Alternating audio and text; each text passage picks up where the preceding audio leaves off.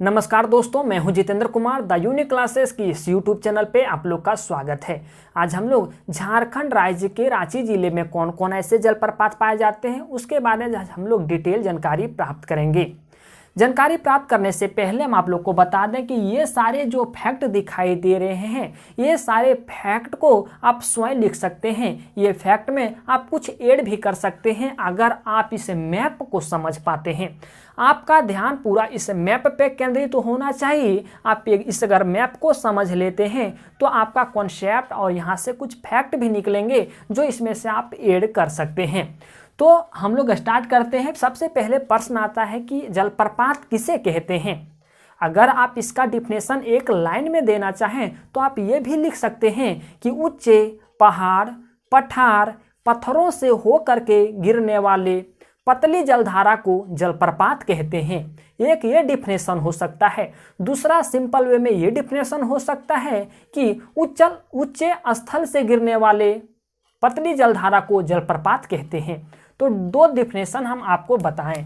एक आपका अगर पूछे कि जलप्रपात किसे कहते हैं तो इसका दो डिफिनेशन हो सकता है। पहला ये हो सकता है कि ऊंचे पहाड़, ऊंचे पठार और ऊंचे पत्थरों से हो करके गिरने वाली पतली जलधारा को हम लोग जलप्रपात कहते हैं। दूसरा ये भी हो सकता है कि ऊंचे स्थल से गिरने वाले पतली जलधारा को जलप्रपात कहते हैं। जो आपको अच्छा लगे उसे लिख सकते हैं। एक होता है महाजलप्रपात। महाजलप्रपात का डिफिनेशन ये होता है कि ऊंचे स्थल से गिरने वाले मोटे जलधारा को महाजलप्रपात कहते हैं। महाजलप्रपात में सिर्फ मोटा जलधारा होगा और जलप्रपात में पतली जलधारा होगा। तो आपको यहाँ हम जलप्रपात पढ़ा रहे हैं तो आप पतली धारा वाला डिफिनेशन लिख लीजिएगा। चलिए अब हम स्टार्ट करते हैं। रांची में 7 प्रकार के जलप्रपात पाए जाते हैं। पहला जो है वो है जोन्हा या गौतमधारा जलप्रपात। जोन्हा को हम लोग गौतमधारा के नाम से जानते हैं। दूसरा हुंडरू जलप्रपात, तीसरा सनुआ जलप्रपात, चौथा सीता जलप्रपात, पांचवा दसम जलप्रपात, छठा घघारी जलप्रपात, सातवां पेरना घाघ जलप्रपात। तो आप इस चीज़ों को याद कैसे रखिएगा, तो इसके लिए हम ट्रिक लेकर के आए हैं ताकि आपको याद रखने में सुविधा हो। जैसा ट्रिक है कि झारखंड का महेंद्र सिंह गुड प्लेयर है। झारखंड का महेंद्र सिंह गुड प्लेयर है, ठीक है। तो जैसे जोन्हा जलप्रपात, जैसा कि आपको यहाँ दिखाई दे रहा है, जैसे जोन्हा जलप्रपात, एच से हुंडरू जलप्रपात, ये हम एच दूसरा नंबर पे ही रखे हैं क्योंकि झारखंड का दूसरा सबसे ऊंचा जलप्रपात, झारखंड का दूसरा ऊंचा जलप्रपात जो है वो हुंडरू जलप्रपात है, इसलिए हम इसको दूसरा नंबर में भी लिखें। और अगर पूरे देश में इसका स्थान देखा जाए हुंडरू जलप्रपात का तो 21वां नंबर का ये जलप्रपात है, ठीक है। एस से सनुआ जलप्रपात और एस से सीता जलप्रपात, ये एस से 2 जलप्रपात निकल के आते हैं। डी से दसम जलप्रपात और जी से घघारी जलप्रपात और पी से पेरना घाघ जलप्रपात। तो झारखंड का महेंद्र सिंह गुड प्लेयर है।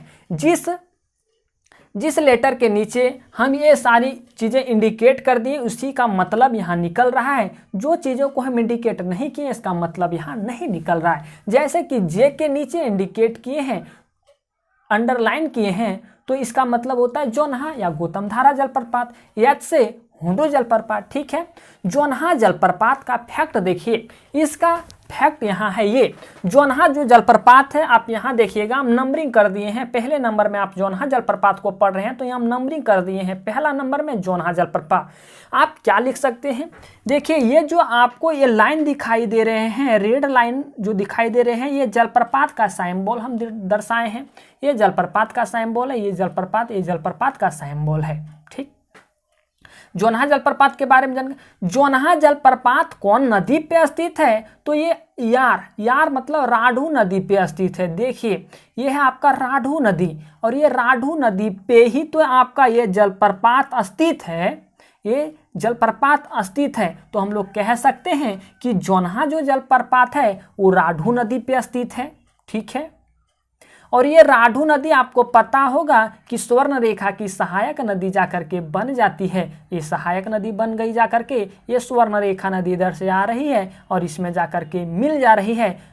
राढ़ू नदी, और राढ़ू नदी पर ही आपका गौतम धारा जलप्रपात स्थित है। ठीक है, पहला फैक्ट देखिए, यह जलप्रपात रांची पुरुलिया मार्ग के किनारे राढ़ू नदी पर, देखिए ये रांची पुरुलिया मार्ग, ये जो आपको रेड कलर का जो ये लाइन दिखाई दे रहा है, ये रांची पुरुलिया मार्ग है।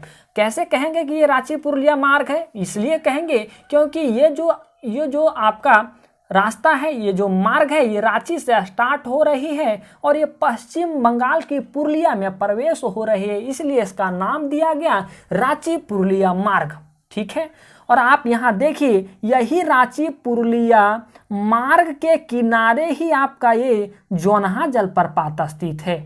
जोनहा जलप्रपात बगल ही स्थित है जोनहा जलप्रपात, और ये राढ़ू नदी पे स्थित है। तो हम लोग कह सकते हैं कि रांची पुरुलिया मार्ग पे राढ़ू नदी पर, रांची पुरुलिया मार्ग के किनारे राढ़ू नदी पर स्थित है। यही चीज लिखा है कि यह जलप्रपात रांची पुरुलिया मार्ग के किनारे, रांची पुरुलिया मार्ग के किनारे राढ़ू नदी पर, ये आपका राढ़ू नदी है, राढ़ू नदी पर रांची से 32 किलोमीटर दूर, देखिए ये आपका रांची, यहाँ रांची का मूल पॉइंट अगर देखा जाए तो ये है, हम यहाँ दर्शाए हैं कि रांची से 32 किलोमीटर, ये लिखे ना 32 किलोमीटर, ये 32 किलोमीटर की दूरी पे आपका जोनहा जलप्रपात स्थित है, और ये उत्तर दक्षिण पूर्व में स्थित है। तो ये देखिए, ये पूरा झारखंड का मैप देखिएगा तो ये दक्षिण ही है और ये पूरब भी है, तो दक्षिण पूर्व में स्थित है। तो यही हम लिखे हैं कि यह जलप्रपात रांची पुरुलिया मार्ग के किनारे राढ़ू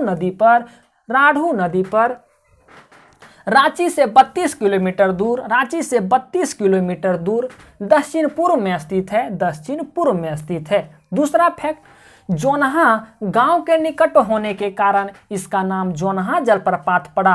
इसका नाम जोनहा जलप्रपात क्यों पड़ा? क्योंकि ये जोनहा गांव के निकट स्थित है, इसलिए इसका नाम जोनहा जलप्रपात पड़ा। इसकी ऊंचाई देखा जाए तो 150 फीट है, इसकी ऊंचाई देखी जाए तो 150 फीट है। आप इसे ऐसा भी याद रख सकते हैं कि एक गौतम नाम का लड़का है, वो 200 अंक का परीक्षा देता है, एग्जाम देता है, जिसमें से उसको 150 अंक प्राप्त होता है। मतलब गौतम को 150 अंक प्राप्त हो रहा है, मतलब गौतम धारा जलप्रपात की ऊंचाई 150 फीट है।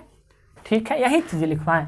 अत्यंत गहराई होने के कारण यहाँ सीढ़ी बनाई गई है, 150 फीट गहराई है, मतलब काफी गहराई है, आप अंदाजा लगा सकते हैं। ठीक है, इसलिए यहाँ जाने के लिए सीढ़ी बनाई गई है। यहाँ दिसंबर से फरवरी तक मौसम सुहाना होता है, मौसम अच्छा होता है, मौसम सुहाना होता है। दूसरा देखिए, हुंड्रू जलप्रपात। हुंड्रू जलप्रपात का फैक्ट ये बोल रहा है कि यह जलप्रपात, आप पहले हुंड्रू जलप्रपात के बारे में चीज़ों को देख लीजिए। आपका हुंड्रू जलप्रपात आप कई बार पढ़े होंगे कि ये स्वर्णरेखा नदी पर स्थित है ना। तो ये देखिए, स्वर्णरेखा नदी यहाँ से इसका उद्गम क्षेत्र है नगरी प्रखंड से। ये स्वर्णरेखा नदी जो यहाँ से होते हुए ये जा करके बंगाल में खाड़ी में गिरती है। इसके जस्ट 28 किलोमीटर दूरी में, 28 किलोमीटर की दूरी में ही आपका हुंड्रू जलप्रपात स्थित है। देखिए, अगर पूछे कौन नदी पे स्थित है तो स्वर्णरेखा नदी पे स्थित है। रांची से कितने किलोमीटर की दूरी पे है तो 28 किलोमीटर की दूरी पे है। रांची के कौन प्रखंड में स्थित है तो अनगढ़ा प्रखंड में स्थित है। देखिए, ये अनगढ़ा प्रखंड को हम इंडिकेट किए हैं और इसके जस्ट यही बगल में ही ना आपका हुंड्रू जलप्रपात है, तो ये अनगढ़ा प्रखंड के अंतर्गत ही तो आ रहा है। तो हम क्या बताएं कि ये नदी पूछे तो स्वर्णरेखा नदी पर ही स्थित है।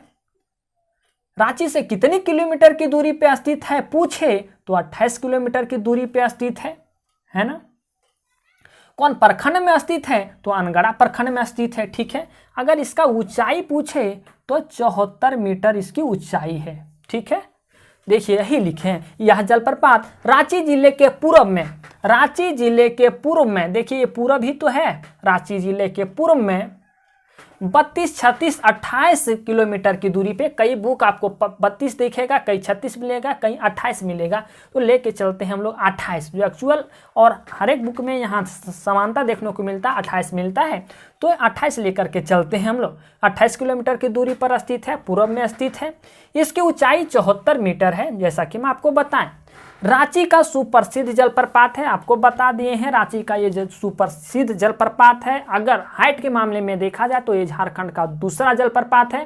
पूरे देश में अगर इसका स्थान देखा जाए तो 21वां है ना, 21वां है। देखिए इस जलप्रपात से सिकंदरी में 100 मेगावाट बिजली का उत्पादन किया जाता है। 100 मेगावाट बिजली का उत्पादन सिकंदरी में इसी जलप्रपात से किया जाता है। तो आपको उम्मीद है चीज़ें आपको समझ आ रही होगी कि कहाँ स्थित है और कैसे हम चीज़ों को यहाँ दर्शाने की कोशिश किए हैं। ठीक, अब आता है सनुआ जलप्रपात।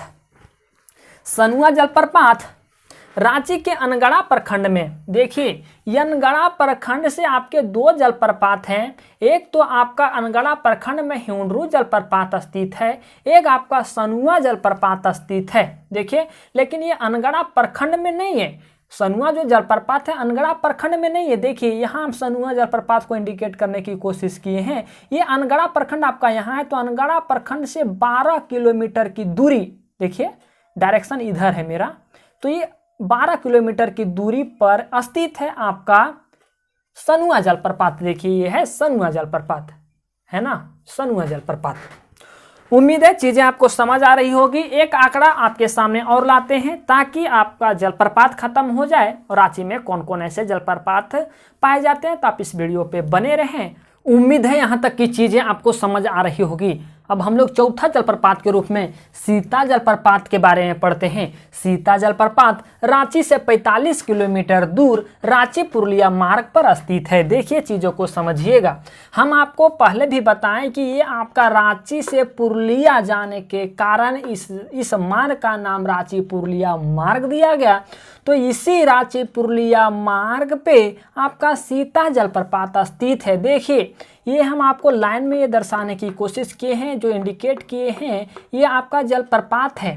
और ये जलप्रपात कहाँ स्थित है, बोल रहा है रांची पुरुलिया मार्ग पे, तो ये रांची पुरुलिया मार्ग पे ही तो ये स्थित है। देखिए इंडिकेट किए हैं सीता जलप्रपात, और ये बोल रहा है कि सीता जलप्रपात रांची पुरुलिया मार्ग पे स्थित है। ठीक है, लेकिन रांची से 45 किलोमीटर की दूरी पे स्थित है। रांची में तो स्थित है, रांची का अगर देखा जाए तो रांची का मेन पॉइंट यहाँ माना जाए, यहाँ है इसका मध्य पॉइंट। तो ये रांची से 45 किलोमीटर की दूरी पे सीता जलप्रपात स्थित है। ठीक है, यह जलप्रपात यहाँ सीढ़ी 350 बनाई गई है, और ये 350 सीढ़ी अधिक गहराई होने के कारण यहाँ सीढ़ियों का निर्माण 350 किया गया है। ये बिरला परिवार ने बनाया था। ऐसा मान्यता है कि जब राम लक्ष्मण और सीता जब वनवास गए थे तो इस जगह पे रुके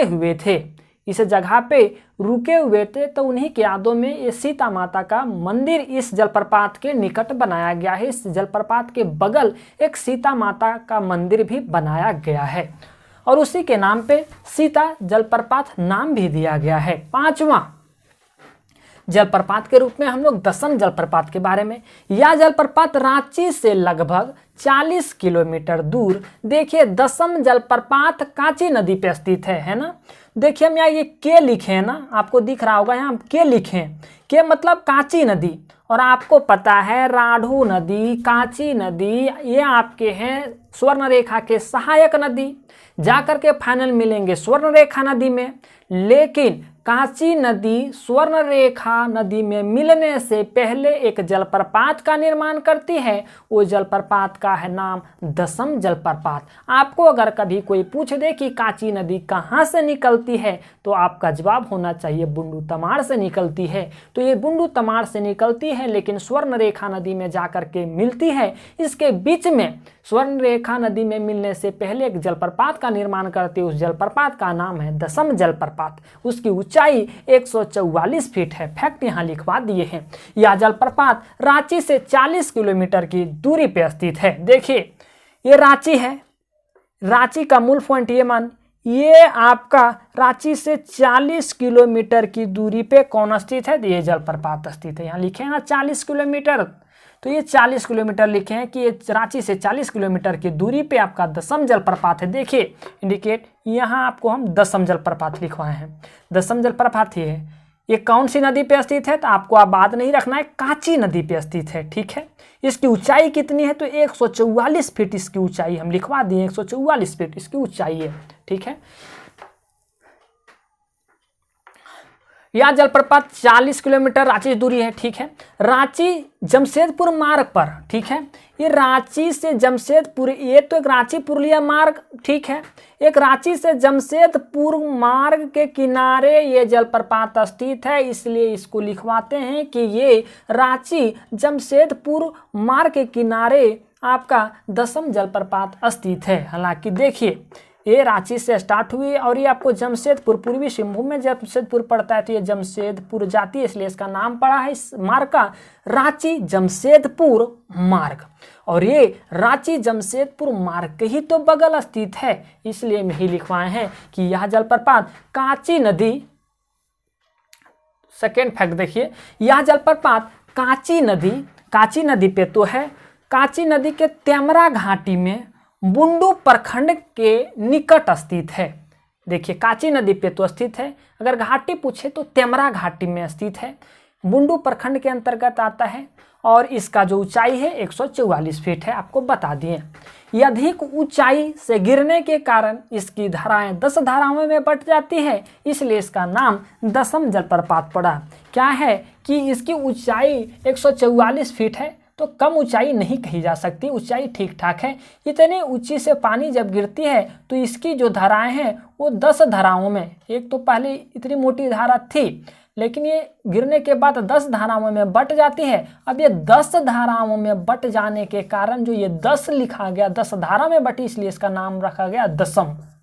10 धाराओं में बटी, इसलिए इसका नाम रखा गया दसम जलप्रपात। ठीक है, छठा देखिए घघारी जलप्रपात, रांची जिले के लापुंग प्रखंड, देखिए ये आपका घघारी जलप्रपात लापुंग प्रखंड यहाँ है आपके रांची जिला में, लापुंग प्रखंड यहाँ है और ये घघारी जलप्रपात इसी प्रखंड में स्थित है। इसकी ऊंचाई 130 फीट है। ठीक है, प्रखंड में जामुनी नदी पर यह जलप्रपात स्थित है, इसकी ऊंचाई 130 फीट है।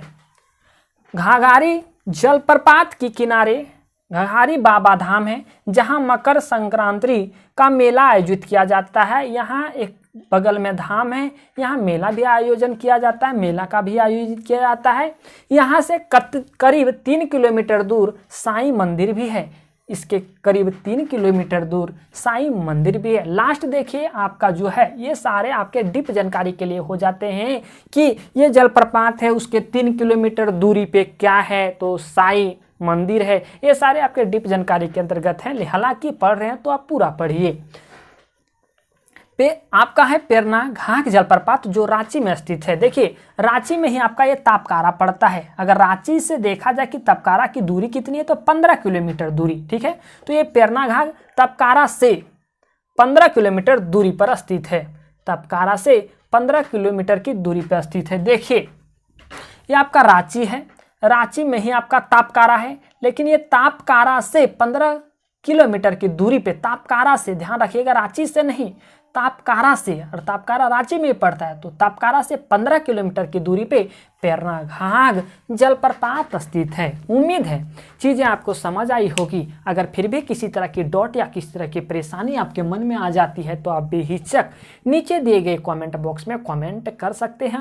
मेरा पूरी कोशिश रहती है कि आपका कॉन्सेप्ट हम मैप के माध्यम से क्लियर कर पाएँ, जो कि अगर आप मैप में चीज़ों को समझ पाए होंगे तो ये सारे जो फैक्ट लाए गए हैं मैप के बाहर से नहीं लाए गए हैं। आप इस मैप को समझने के बाद ये सारे फैक्ट को आप स्वयं लिख सकते हैं। आप चाहें तो इसमें ये सारे आपके मैप समझने के बाद इसमें से कुछ फैक्ट ऐड भी कर सकते हैं। तो आपका मेन फोकस होना चाहिए, आपका ध्यान केंद्रित होना चाहिए इस मैप पे। मैप को समझ पाएँ तो सारे फैक्ट को समझ पाएंगे। चलिए मिलते हैं जलप्रपात से रिलेटेड ही आगे।